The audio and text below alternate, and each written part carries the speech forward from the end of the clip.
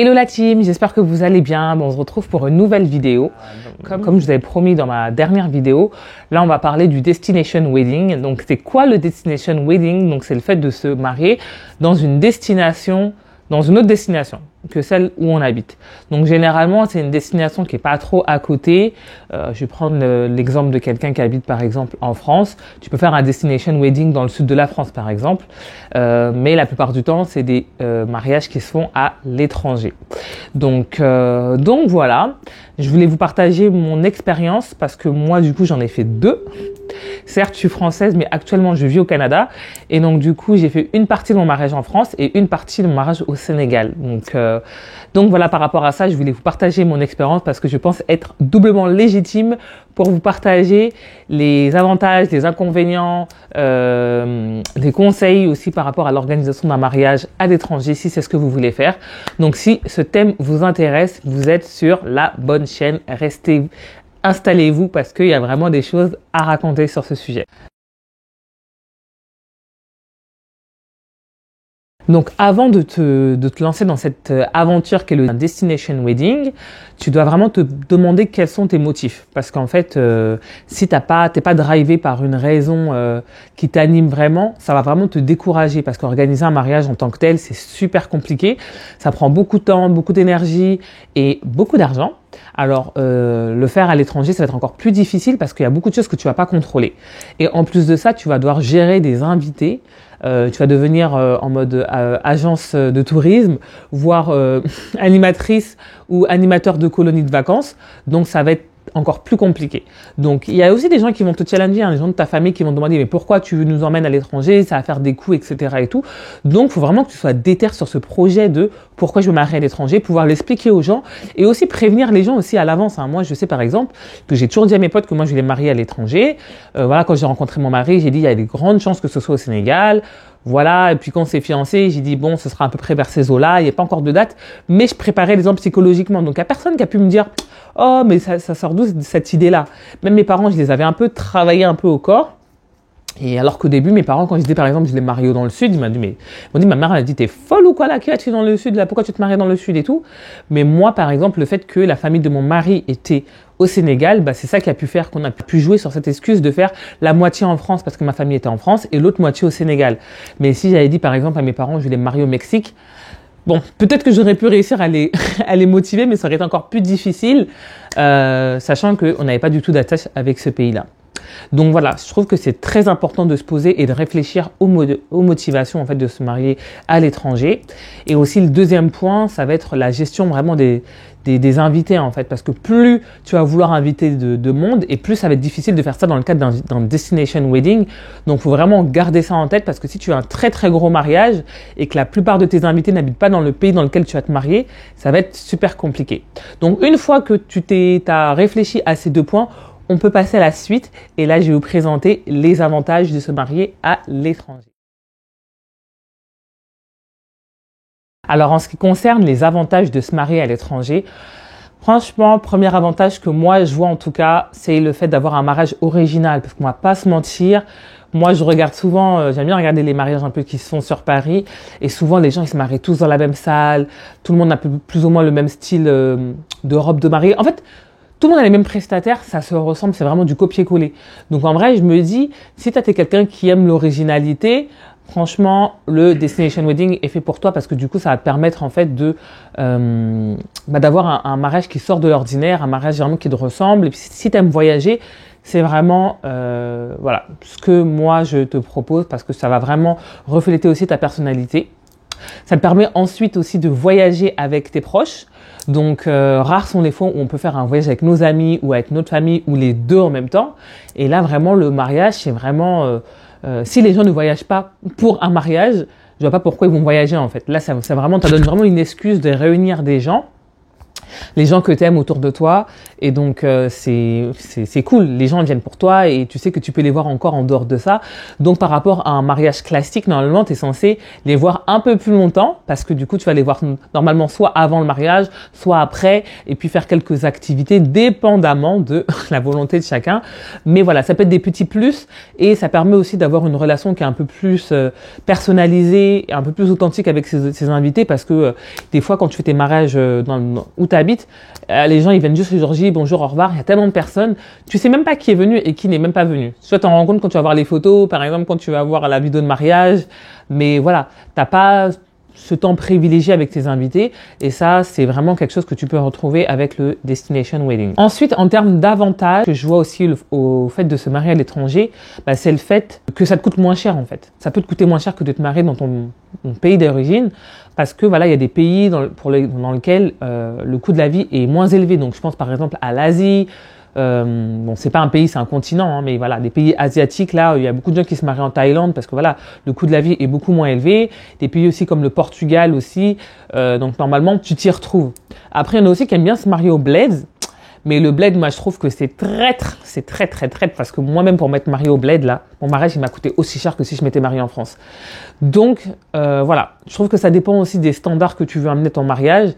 Mais normalement, si tu réfléchis bien, ton mariage il peut te coûter moins cher. Aussi, par exemple, des pays, par exemple, si tu te maries dans des pays comme le Mexique, par exemple, dans des all-inclusive, donc dans des destinations tout inclus, eux, ils font souvent des formules où, du coup, les invités ils vont dormir sur place et comme c'est un all-inclusive, par exemple, tu vas pas payer le traiteur. Donc, ils ont des petites formules comme ça qui font que bout à bout, tu vas payer beaucoup moins cher. Tu n'auras pas vraiment la charge des invités parce que c'est comme si les invités payaient eux-mêmes leurs propres parts, en fait. À ton mari.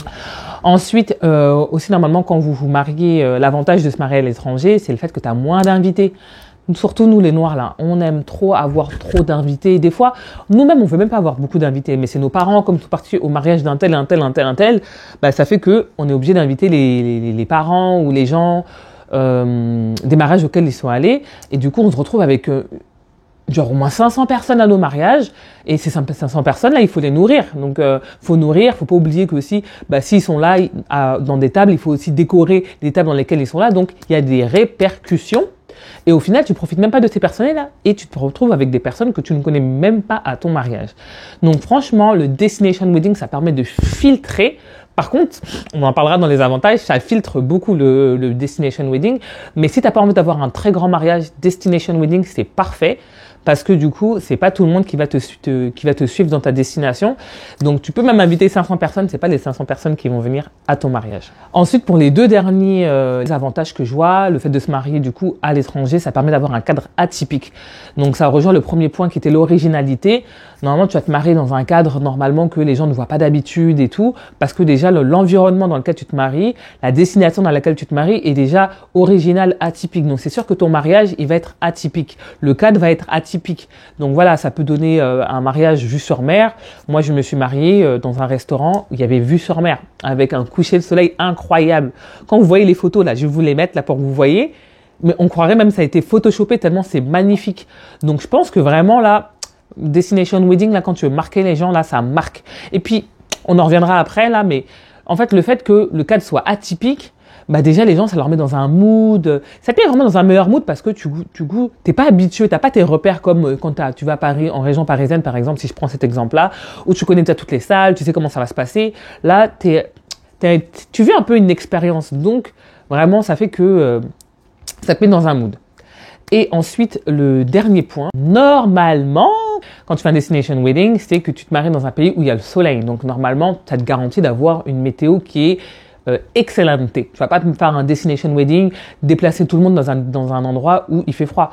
Quoique, il y en a, c'est leur délire. Hein. Il y avait des gens là, j'avais vu, par exemple, c'était des gens de la télé-réalité là, des Marseillais, eux, ils se sont mariés, je fais ça en Islande, en tout cas, Courchevel, un truc comme ça là, un truc, voilà, une destination montagnarde et tout, c'était ça le thème de leur mariage. Bon, c'est aussi, ça peut être aussi un thème, mais généralement, les gens, Destination Wedding, c'est souvent des destinations un peu caliente, etc. et tout. Donc, ça te met aussi dans une vibe de vacances. La météo est bonne. Et normalement, t'as pas à te poser la question, est-ce qu'il va pleuvoir ou est-ce qu'il va faire beau? Normalement, c'est est-ce qu'il va faire chaud ou est-ce qu'il va faire très chaud? C'est ça la question. Donc, voilà pour les avantages. Si vous en voyez d'autres, mettez ça dans les commentaires. Mais là, on va passer à la partie Inconvénients. Alors, en ce qui concerne les inconvénients, il y en a quand même pas mal. Moi, je trouve, moi, en tout cas, de mon expérience, j'ai trouvé qu'il y en avait quand même pas mal. En y réfléchissant, il y a plus d'inconvénients que d'avantages. C'est pour ça qu'il faut vraiment être, on en revient à la motivation, il faut vraiment être motivé pour faire un mariage à l'étranger. Mais encore une fois, ce n'est que mon humble avis. Donc, le premier inconvénient que je vois, c'est le fait que le fait de se marier à l'étranger, ça peut coûter beaucoup plus cher que de se marier dans ton pays d'origine. Pourquoi? Parce que généralement, dans un pays étranger, normalement, tu vas pas faire ta mairie là-bas, ton civil là-bas. Donc, ton civil, tu vas quand même le faire dans ton pays d'origine. Donc, ça veut dire que tu vas te marier sur 2 jours différents minimum. Nous, les Africains, il faut compter encore 3 jours quand tu as la dot et tout. Donc, ça fait plusieurs tenues déjà, plusieurs événements qu'il faut financer. Donc voilà, tu peux avoir trois coiffures différentes, tu peux avoir 3 robes différentes, tu peux avoir 3 lieux de réception différents. Ça coûte. Faut pas oublier aussi que les prestataires, quand tu vas les déplacer, par exemple, si tu es des prestataires de ton pays d'origine, tu les déplaces, ton photographe, ton DJ, mais il faut leur payer leur billet. Non seulement tu vas payer leurs prestations, mais il faut payer aussi leur billet, il faut payer aussi le logement. Donc c'est un sacré budget qu'il faut garder en tête. Donc c'est pour ça que ça peut vraiment revenir cher de se marier à l'étranger. Ensuite, il faut aussi motiver les proches, motiver la famille, motiver les amis. Donc vraiment faire un bon marketing pour que les gens soient motivés à partir à ton mariage. Parce que voilà, normalement, quand tu te maries, tu vas avoir des gens autour de toi. À part si tu veux faire un elopement, ça veut dire que tu vas vous marier que tous les deux. Ça aussi, ça peut être pas mal, là, en mode destination wedding. Au moins, ça ne te coûte rien du tout. Mais sinon, tu veux quand même avoir tes parents, etc. Donc, ça demande quand même une motivation. Moi, je sais, par exemple, ma petite sœur, ma petite cousine, j'ai payé la moitié de leur billet d'avion. Donc, quand même, c'est des coûts. Voilà, vous voyez et tout. Il y a des petits trucs aussi qu'on a payés. On a participé, par exemple, au Airbnb dans lequel ma famille était. Donc, c'est quand même des petits frais en plus là qui viennent accentuer le mariage. Pareil, quand on s'est marié en France, voilà, mon mari, il a dû prendre une location de voiture, un logement pour sa famille, etc. Donc, si on habitait tous les deux en France, c'est des dépenses qu'on n'aurait pas eu à faire. Donc, c'est pour ça que je vous dis que ça peut être coûteux de se marier à l'étranger. Et puis aussi, il y a la devise aussi, parce que nous, par exemple, on vit au Canada, donc notre devise, elle est beaucoup plus faible que l'euro. Et quand on va au Sénégal, normalement, notre devise, elle est plus forte que le franc CFA. Mais vu que le franc CFA, là, il est calqué à l'euro, des fois, là, on a des prix parce que j'ai l'impression que les gens, ils pensent qu'on vient tous soit des States ou soit de France. Donc, du coup, nous, avec notre monnaie faible, c'est compliqué de payer certaines factures. Donc, c'est pour ça aussi, des fois, il faut vraiment bien évaluer avant de se lancer, d'être dans ça, tout le monde, je vais marier à l'étranger, etc. Prenez le temps de bien comparer les tarifs parce que franchement, une fois que vous êtes lancé dedans, vous avez chauffé les gens.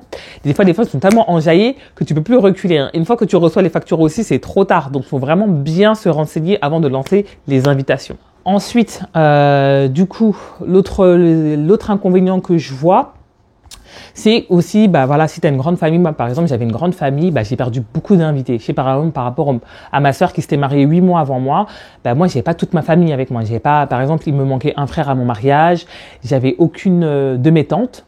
Il y avait mon oncle qui a pu venir, mais il manquait un oncle. En tout cas, il manquait quand même des gens de ma famille. Donc voilà, quand tu te maries à l'étranger, il y a beaucoup de personnes qui peuvent pas venir. Nous, on s'est mariés pendant le Covid et on avait une bonne dizaine d'invités qui passaient par le Maroc, qui avaient une escale au Maroc pour venir au Sénégal. On les a perdus.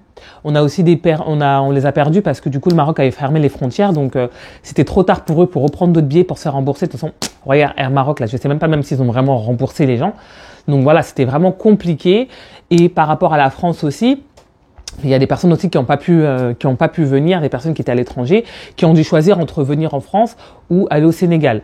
Donc voilà, donc là, si vous voulez vraiment que toutes les personnes que vous voulez soient là, c'est difficile, il faut faire des compromis, il faut vraiment se dire, tant que mon père, ma mère ou certains de mes frères et sœurs sont là, let's go. Et après, le reste, c'est juste un plus.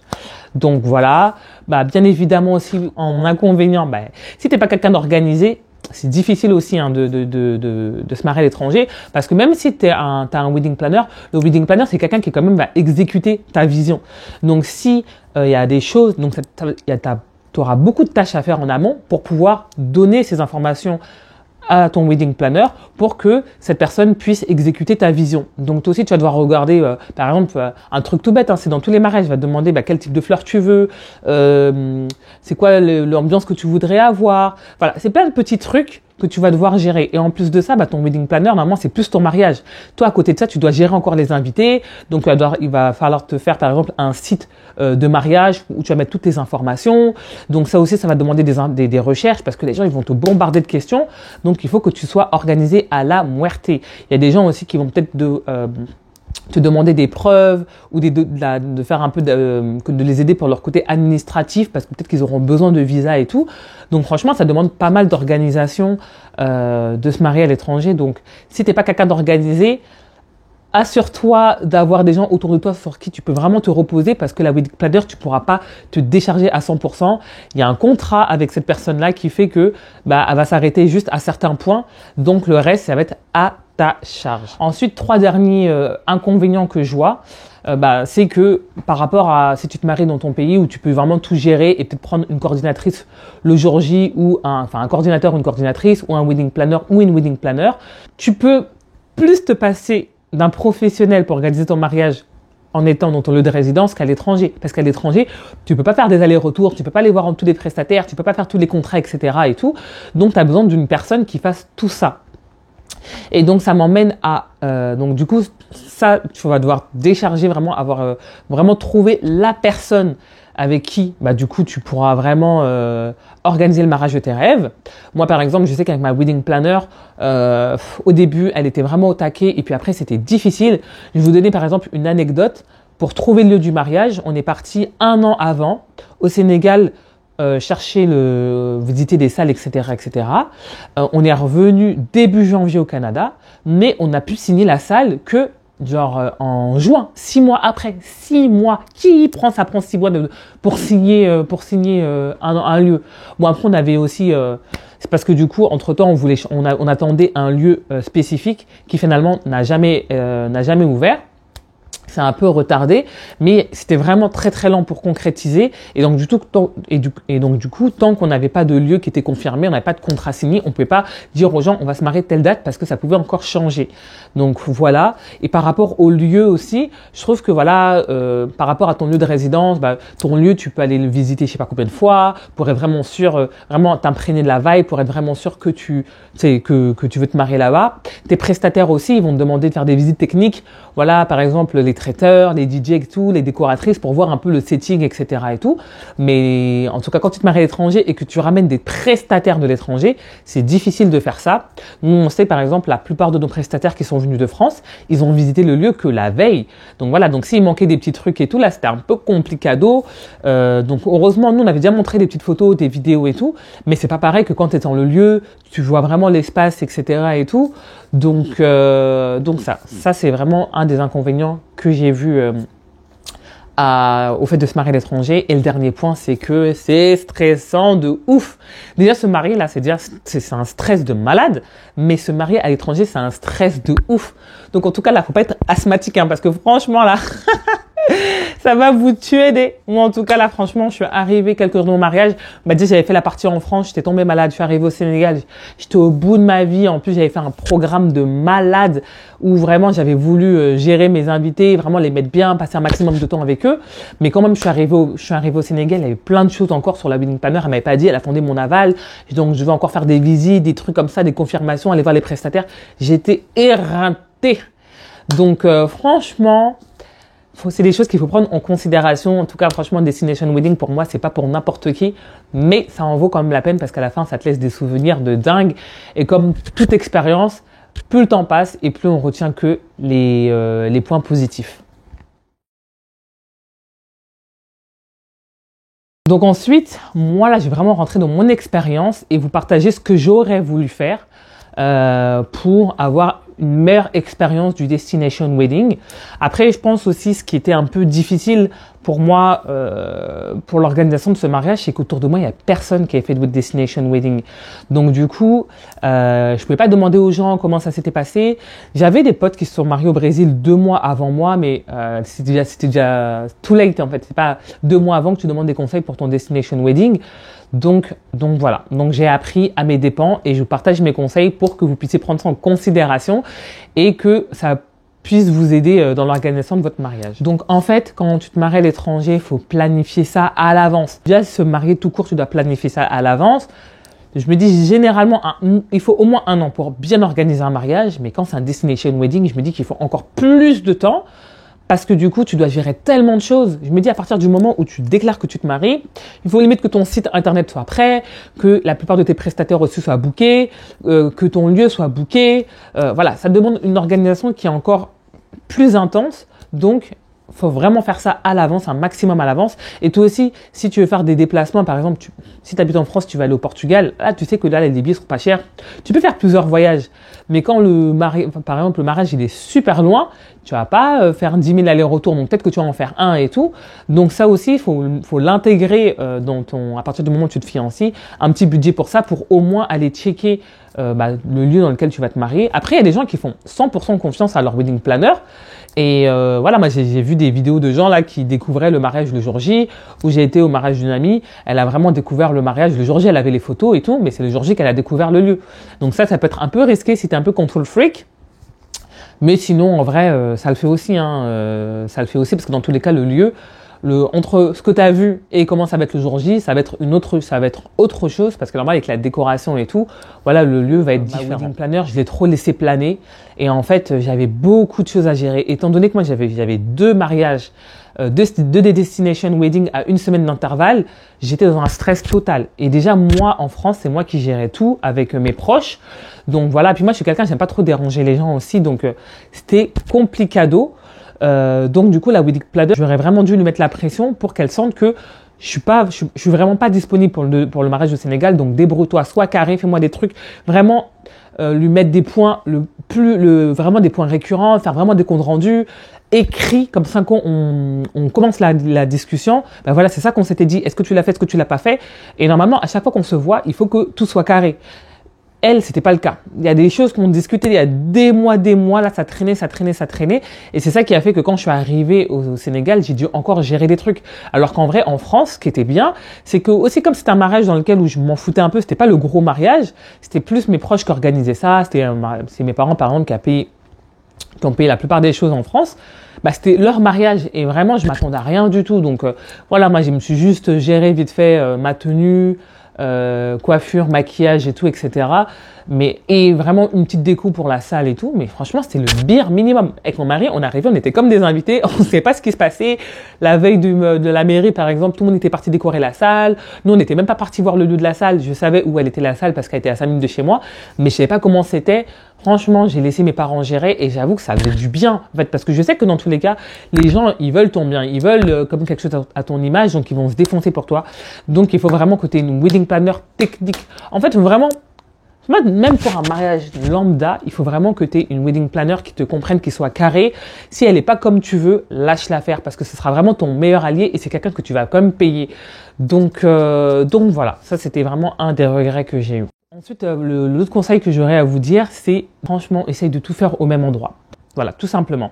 Parce que du coup, par exemple, on s'est préparé au Radisson, pour ceux qui sont déjà allés au Sénégal, et je sais pas c'est quoi le quartier exactement. En tout cas, c'est sur la Corniche, mais je sais pas exactement sur quel quartier c'est le Radisson.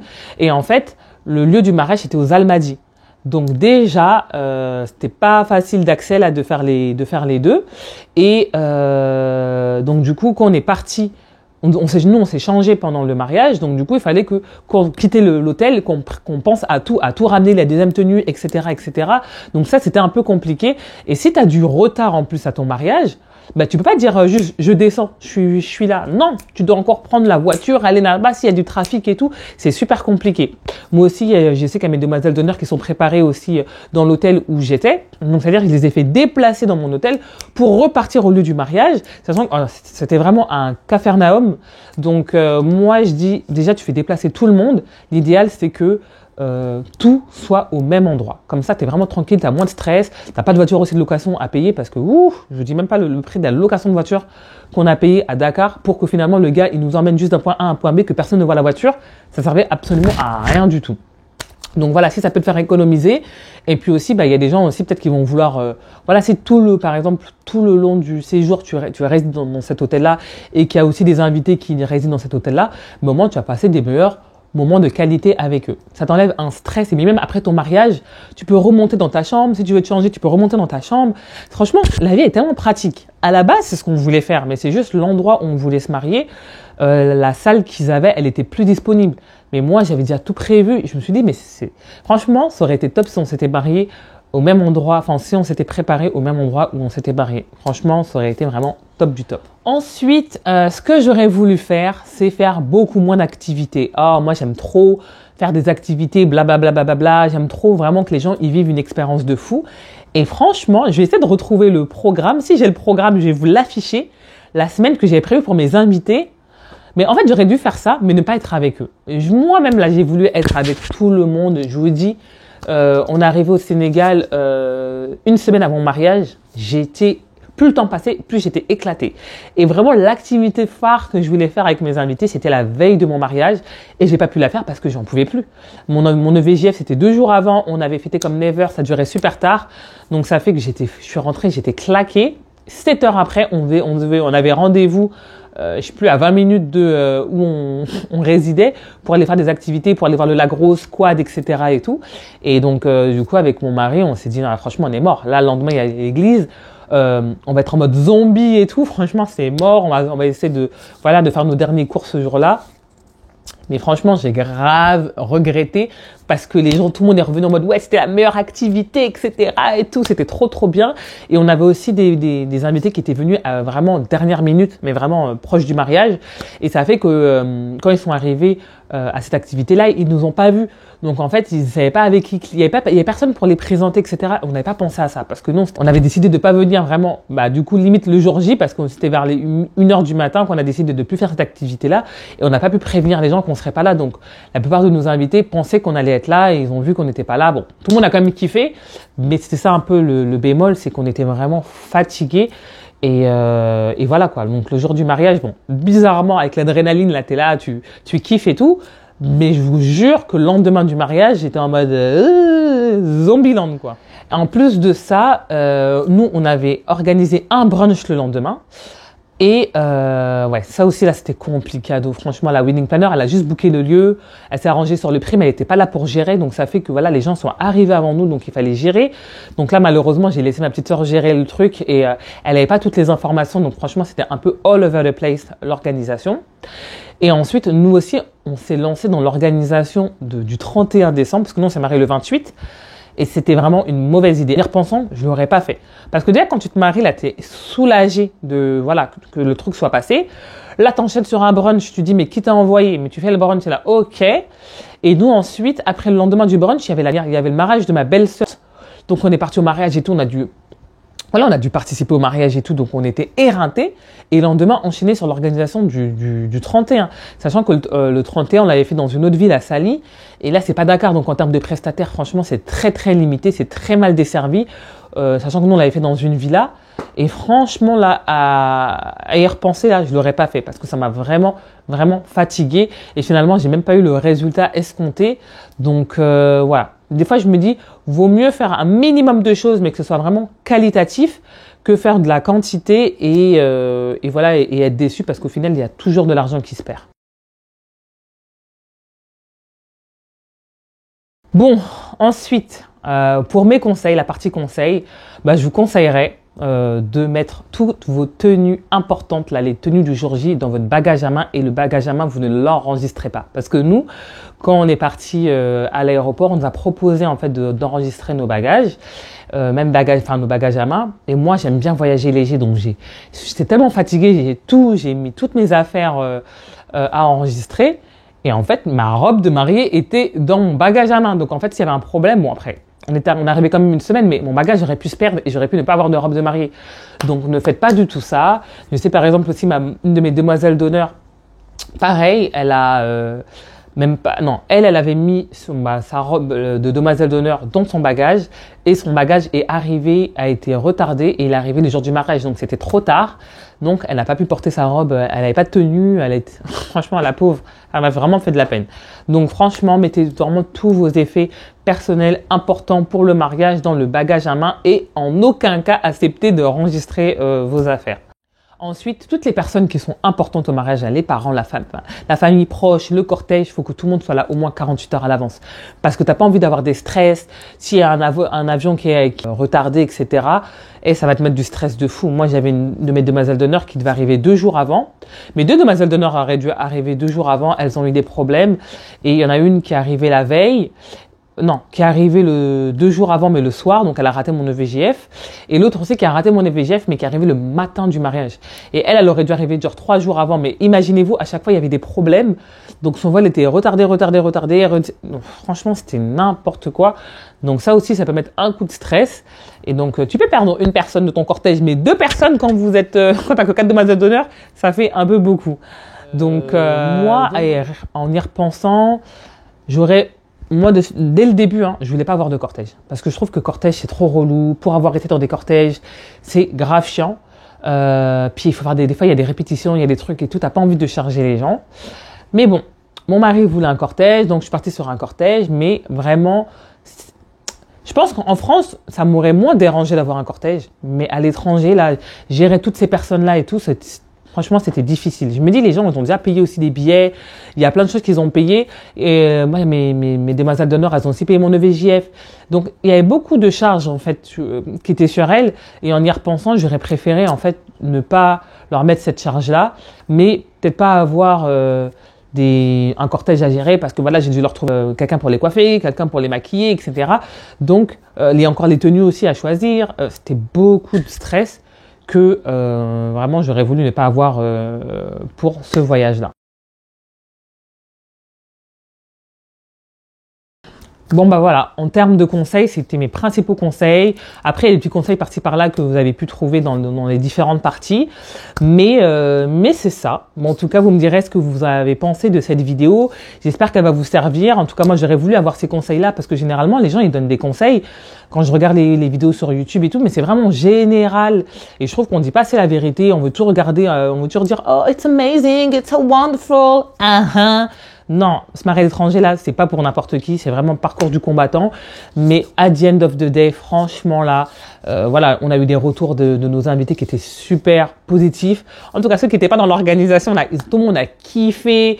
Voilà, moi, je sais ce qu'il n'y a pas eu à mon mariage. Là, les gens ne savaient pas. Il y a plein de trucs qu'on n'a pas eu. Des petits couacs comme dans tous les mariages, mais en fait le fait que déjà ce soit un cadre atypique, voilà, ça change, qu'il faisait beau, qu'il faisait chaud, tu fais ta fin d'année au soleil, là ça a mis les gens dans une vibe. Et franchement, peut-être que les gens ils pensaient que comme voilà, on se marie au bled, que ça allait être un peu bizarre, mais ils ont vu que vraiment la décoration elle était chic choc et tout, donc ça les a grave enjaillés. Et voilà, moi ça m'a fait plaisir au final d'avoir des retours comme ça. Quand j'ai vu la vidéo de mariage aussi, j'étais en mode waouh, c'était mon mariage ça. Non, franchement, c'était vraiment stylé. Et jusqu'à maintenant, les gens nous parlent encore même du buffet du mariage et tout. Même ma mère, même mes sœurs, en me disant c'était le meilleur mariage dans lequel on est parti, nanana et tout. Alors que ma sœur, elle s'est mariée juste avant moi. Donc non, vraiment, tout le monde était, la plupart des gens vraiment étaient vraiment satisfaits du mariage. Donc ça nous avait vraiment chaud au cœur vu l'argent qu'on a mis dedans. Et voilà quoi, on verra si peut-être pour nos 10 ans, nos 20 ans de mariage, on fait un mariage à l'étranger. Mais si on le fait, on va écrémer les gens. Et en tout cas, tous les conseils que je vous ai donnés là, moi, je vais bien les appliquer. Mais c'est ça. Mais bon, on verra si c'est le cas ou pas. Mais clairement, on va pas se marier au Canada. Hein. Clairement, donc c'est sûr que ça doit être un destination wedding là. Ça, c'est sûr en tout cas, si monsieur valide. Donc voilà, en tout cas, j'espère que cette vidéo vous a plu. Si vous avez aimé, n'oubliez pas de commenter, de liker, de partager. J'espère que cette vidéo vous servira et vous donnera envie de vous marier tout court ou de vous marier à l'étranger. En tout cas, ça m'a fait super plaisir de vous partager mon ressenti, mes feedbacks, mes flops, mes bons coups. Et puis c'est ça, donc on se dit à la prochaine pour une prochaine vidéo. Bye!